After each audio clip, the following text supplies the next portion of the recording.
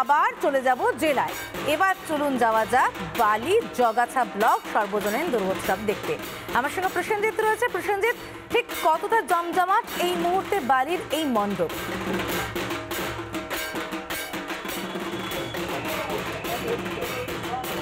দেখো, একেবারে তোমাকে আমি বলবো যে এই যে বালি জগাছা ব্লকের যে এবছরে যে পেহেলগাঁও 22শে এপ্রিলে যে ঘটনা ঘটেছিল, আমার ক্যামেরা পার্সনকে দেখাতে বলবো যে 22শে এপ্রিলে যে ঘটনা ঘটেছিল সেই ঘটনার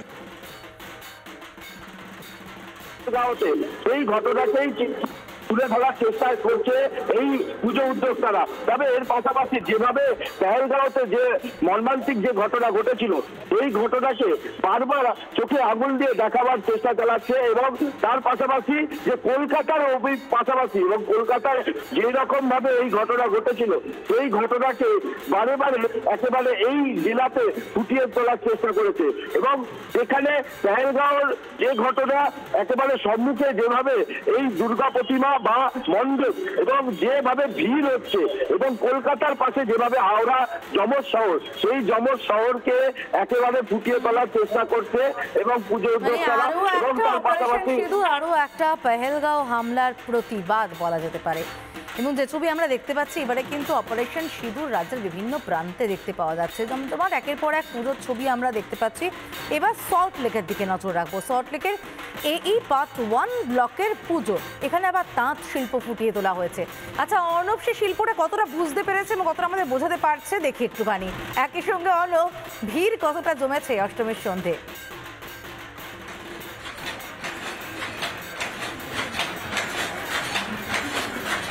সমাধিতে একবারই তাঁত শিল্প এবং এখানে যেটি দেখতে পাচ্ছি যে একটি শাড়ি, সেই শাড়িকে কিন্তু বোনা হচ্ছে, অর্থাৎ তাঁতের যে বোনার যে মেশিন রয়েছে তাতে কিন্তু এটা কিন্তু কল রয়েছে, সেখানে যেমন শাড়ি বোনা হচ্ছে ঠিক তার পাশের যে অংশটা রয়েছে সেই পাশের অংশের আমি দেখাতে বলবো মিরাজানিকে, সেখানেও কিন্তু একটি তাঁত কল চলছে। তবে সেটা কিন্তু হাতের তৈরি তাঁতের যে শাড়ি, সেই শাড়ি কিন্তু তৈরি করছেন একজন শিল্পী এবং প্রত্যেকেই কিন্তু শান্তিপুর থেকে এসেছেন এবং শান্তিপুর থেকে এসে তারা কিন্তু এই তাঁত শিল্পের যে তাঁত, সেই তাঁত কিন্তু তৈরি করছেন। গোটা এলাকাটাকে যদি দেখা যায় একদম তাঁতের যে বিভিন্ন ভ্যারাইটি রয়েছে এবং তাঁতের একবারে সুতো কাটা থেকে শাড়ি বোনা সমস্ত বিষয়টাকে কিন্তু তুলে ধরেছেন যারা উদ্যোক্তারা রয়েছেন এবং মূলত যে বাংলার তাঁত শিল্প তাকেই কিন্তু এখানে প্রাধান্য দেওয়া হয়েছে এবং গোটা মণ্ডপ কিন্তু তাঁতের যে শাড়ি, গামছা, এই যে বিভিন্ন জিনিস রয়েছে সেগুলো দিয়ে কিন্তু তৈরি করা হয়েছে। সমাধিটা দেখতেই পাচ্ছ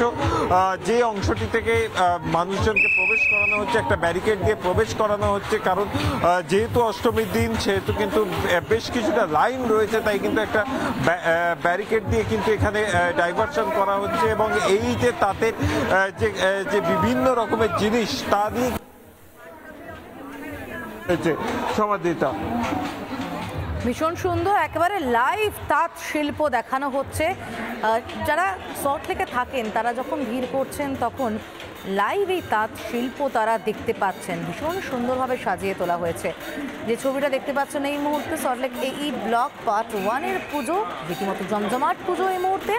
প্রচুর মানুষ ভিড় করছে এবং মাতৃমূর্তিও কিন্তু সেই একেবারে সাবেকি সাজে সেজে উঠেছে। ভীষণ সুন্দর একটা পুজো। একের পর এক ছবি আমরা দেখাচ্ছি, আপনারা একের পর এক ছবি জেলা এবং কলকাতা সব মিলিয়ে সল্ট লেকের ছবিও দেখালাম। এবং আরও একবার আমি চলে যাব বিষ্ণুব্রতর কাছে। নানা ধরনের কন্টেন্ট দেখার জন্য লাইক করুন, শেয়ার করুন আমাদের ফেসবুক পেজ, সাবস্ক্রাইব করুন আমাদের ইউটিউব চ্যানেল। পাশাপাশি অন্যান্য ব্রেকিং নিউজের জন্য অবশ্যই চোখ রাখুন রিপাবলিক বাংলায়।